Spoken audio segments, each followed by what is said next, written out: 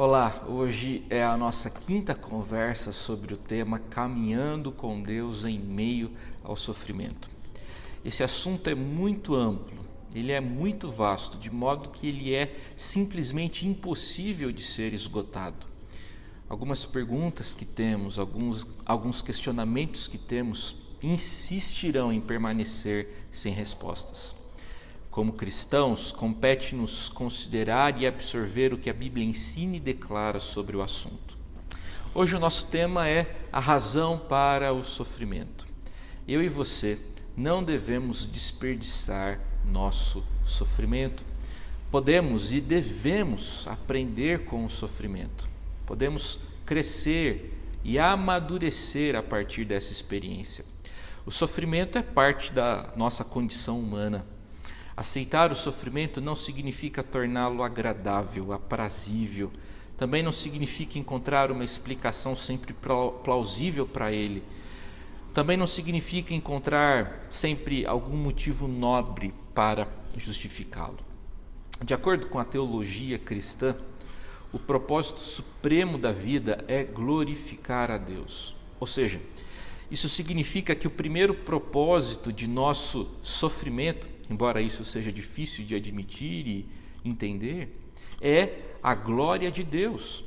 As palavras sofrimento e glória aparecem juntas, combinadas, associadas em muitos textos bíblicos. Paulo, apóstolo, declarou várias vezes que os sofrimentos do presente nos preparam para a glória do porvir. Escrevendo aos Romanos, no capítulo 8, no verso 17, Paulo declarou: Ora, se somos filhos, somos também herdeiros, herdeiros de Deus e co-herdeiros com Cristo. Se com ele sofremos, também com ele seremos glorificados. Escrevendo aos Coríntios pela segunda vez, em 2 Coríntios 4,17, Paulo declarou: Porque a nossa leve e momentânea tribulação produz para nós eterno peso de glória, acima de toda a comparação. Escrevendo aos Efésios, no capítulo 3, Paulo diz aos seus leitores que sua prisão e seus sofrimentos são para a glória deles. Veja o texto. Portanto, vos peço que não desfaleçais nas minhas tribulações por vós, pois nisso está a vossa glória. Em sua primeira epístola, Pedro acrescenta que nossos sofrimentos intensificam a alegria em nossa glória futura.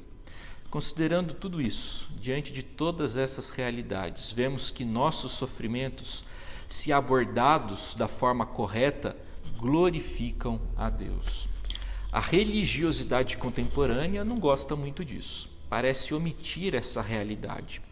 Muitas vezes Deus é compreendido, concebido como uma entidade cuja principal finalidade é dar felicidade, saúde e prosperidade para os que creem. Pessoas que têm essa compreensão e entendimento imaginam que a fé que têm em Deus deveria funcionar como uma espécie de blindagem, uma capa de proteção, para que as experiências negativas que atuam contra os outros seres humanos não os alcancem. Falar que o sofrimento pode glorificar a Deus chega a ofender gente que compreende a religião apenas como algo a mais, e gente que compreende a graça de Deus apenas como um empurrãozinho, uma ajuda. Como bem afirmou o reverendo Ricardo Barbosa, o medo, a insegurança e o abandono são grandes obstáculos ao crescimento espiritual. Pessoas que cultivam esses sentimentos buscam, na verdade, fórmulas religiosas, fórmulas mágicas e não verdadeiro crescimento espiritual. Geralmente, pessoas assim são atraídas por líderes dominadores e manipuladores que alimentam uma fé infantil e dependente. Pessoas assim não crescem, não amadurecem. Estamos falando sobre a glória de Deus, mas o que isso significa? A glória de Deus é a magnitude composta de todos os seus atributos, virtudes e qualidades. Deus não é um ser domesticado, tampouco um Deus que sempre está disponível, sempre à mão. Deus não é sempre previsível. Deus ultrapassa nossa compreensão. Gostaria de recuperar aqui aquela famosa afirmação dos teólogos protestantes do século XVII: o finito não consegue conter o infinito. A glória de Deus também é a sua importância suprema. O termo em hebraico para glória é kavod, ou seja, peso. Quando a Bíblia afirma que Deus é glorioso, está dizendo que Ele é mais importante do que qualquer outra pessoa ou coisa. Se alguma pessoa ou coisa for mais importante para nós do que o próprio Deus, é porque não estamos reconhecendo devidamente e apropriadamente a sua glória. Estamos glorificando alguma outra coisa. Não sei se você já leu os livros da trilogia O Senhor dos Anéis, escritos por John Ronald Reuel Tolkien. Talvez você já tenha assistido aos filmes produzidos lá no início dos anos 2000. O fato é que quando a trilogia foi publicada, lá na década de 1950, uma mulher que leu os livros reagiu, escreveu para o autor questionando os últimos capítulos do último livro, chamado O Retorno do Rei, em que o Anel do Poder é destruído no fogo da Montanha da Perdição. Quando o anel é derretido, todo o poder do Senhor do Escuro, chamado Sauron, entra em verdadeiro colapso e é destruído. A leitora achava inexplicável como um poder tão forte fosse liquidado pela destruição de um objeto tão pequenininho. E o autor respondeu que o cerne do enredo, para se entender o enredo, era o esforço de Sauron para ampliar e maximizar seu poder, o colocando quase todo no Anel do Poder. Tolkien escreveu o seguinte: o Anel de Sauron é apenas uma das várias abordagens míticas ao fato de a pessoa depositar sua vida ou poder num objeto que é sujeito à captura ou à destruição, resultando em catástrofe para ela mesma. Ou seja, o que Tolkien queria dizer era mais ou menos o seguinte: amar alguém e se alegrar nesse relacionamento é uma coisa, mas quando o ser amado termina o relacionamento e você tem vontade de morrer, isso é outra coisa. Isso significa que você glorificou aquela pessoa mais do que Deus. Se algo é mais importante para você do que Deus, é porque você está depositando sua vida nas mãos de alguma outra coisa, de alguma outra pessoa que não é Deus, e esse não é um movimento seguro. Existe mais uma coisa a se dizer sobre a glória de Deus. Ela é absolutamente esplendorosa e bela. A palavra usada para glória no Antigo Testamento significa peso e importância. A palavra grega, doxa, que significa glória, no Novo Testamento, comunica a ideia de louvor, esplendor ou beleza. Glorificar a Deus não significa obedecer a Ele simplesmente por obrigação. Significa obedecer-lhe por vontade própria, por sermos atraídos por Deus e por nos alegrarmos no Senhor. Devemos tratar a Deus como glorioso, isto é, como infinitamente superior a nós em bondade e sabedoria. Compreender que Deus é glorioso implica em confiar nele, mesmo quando nós não o entendemos. É tratar Deus como Deus e não como outro ser humano. Muitas vezes o nosso Deus não passa de uma caricatura. É possível transformar Deus em um ídolo quando criamos um Deus falso, um Deus que apoia nossos planos e que faz segundo o que nós achamos melhor para o mundo e para a história. Um Deus assim nada mais é do que uma projeção de nossa sabedoria, uma projeção de nós mesmos. Vemos então que um dos propósitos do sofrimento é glorificar a Deus, tratando-o como o Deus infinito, o Deus soberano e mesmo assim encarnado e sofredor. Isso glorifica a Deus. Esse é o tipo de comportamento mais apropriado, mais adequado que podemos ter diante do sofrimento. Glorificar a Deus implica também em dar testemunho para os outros. Confiar em Deus no sofrimento também o glorifica diante das pessoas. Quando os cristãos lidam de forma correta, apropriada com o sofrimento, mostram ao mundo algo da grandeza divina. Suportar o sofrimento com paciência, quando os que estão observando sabem que quem sofre é um cristão, pode revelar o poder de Deus. Quero lembrar vocês do testemunho do diácono Estevão, por ocasião de seu martírio. Quero ler Atos dos Apóstolos, capítulo 7, a partir do verso 54. Ouvindo eles isto, enfureciam-se no seu coração e rilhavam os dentes contra ele. Mas Estevão, cheio do Espírito Santo, fitou os olhos no céu e viu a glória de Deus e Jesus que estava à sua direita, e disse: Eis que vejo os céus abertos e o Filho do Homem em pé à destra de Deus. Eles, porém, clamando em alta voz, taparam os ouvidos e, unânimes, arremeteram contra ele. E lançando-o fora da cidade, o apedrejaram.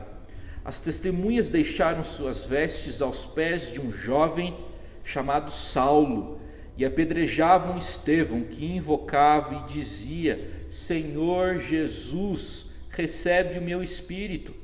Então, ajoelhando-se, clamou em alta voz: Senhor, não lhes imputes este pecado. Com estas palavras adormeceu.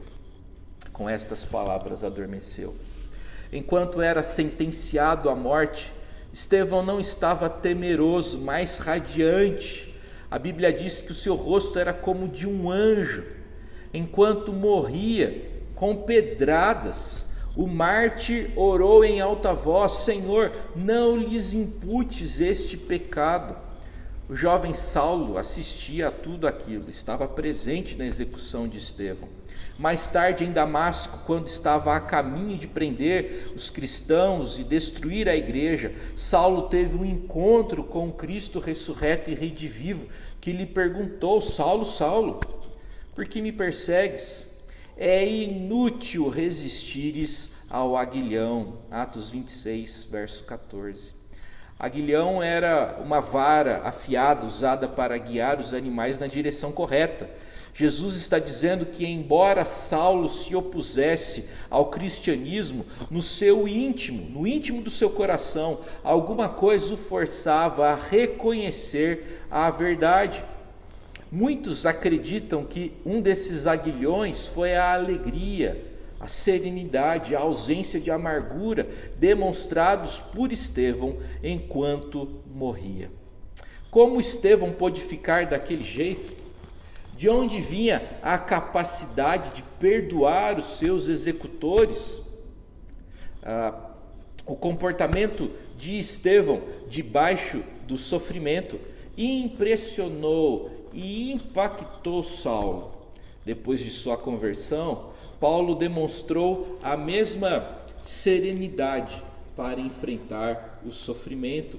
Escrevendo aos Efésios, Paulo encorajou os crentes a não ficarem desanimados com a sua prisão, porque seu sofrimento era uma maneira de revelar, pregar e anunciar Jesus ao mundo. Escrevendo aos Filipenses, Paulo declarou: Quero ainda, irmãos, cientificar-vos de que as coisas que me aconteceram têm antes contribuído para o progresso do Evangelho, de maneira que as minhas cadeias em Cristo se tornaram conhecidas de toda a guarda pretoriana e de todos os demais. Filipenses capítulo 1, versos 12 e 13. O mesmo Deus que usou o bordão de Moisés, o mesmo Deus que usou os jarros de Gideão, o mesmo Deus que usou a funda de Davi, também usou as cadeias de Paulo. Os descrentes romanos não sabiam que o sofrimento em Cristo é capaz de transformar maldição em bênção. As correntes colocadas nos punhos de Paulo o imobilizaram seus movimentos, mas não seu coração e a sua disposição de pregar. Como o próprio Paulo registrou escrevendo a Timóteo, em 2 Timóteo 2,9, a palavra de Deus não está algemada.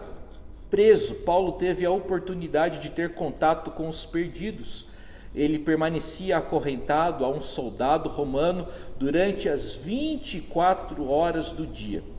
Cada soldado cumpria um turno de 6 horas, de modo que a cada dia 4 soldados diferentes conviviam com o apóstolo Paulo.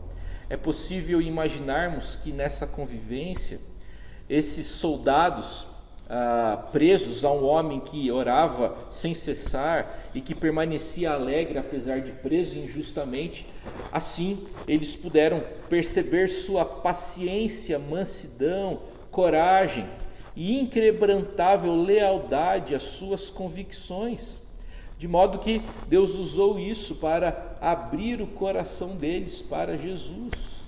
Na verdade, comportamentos alternativos chamam a atenção. É por isso que pessoas excêntricas no jeito de falar ou vestir chamam a atenção nas ruas. Paulo chamou a atenção dos soldados com o seu comportamento alternativo. E em pouco tempo, alguns daqueles soldados aceitaram a Jesus como Senhor e Salvador. Paulo pôde levar o evangelho à elite da guarda pretoriana, que era responsável pela segurança do próprio imperador romano. Além da pregação junto aos soldados, a prisão de Paulo estimulou os crentes filipenses que de alguma forma foram encorajados, entusiasmados com o acontecimento e passaram a falar com mais desassombro, com mais autoridade acerca da palavra de Deus. A palavra grega traduzida por falar não se refere aqui à pregação pública, mas sim à conversa diária e pessoal. Coisa maravilhosa é quando uma igreja é inflamada para proclamar a Jesus Cristo. Que semelhante fenômeno ocorra também aqui entre nós, entre o povo de Deus. Paulo não se concentra no seu sofrimento.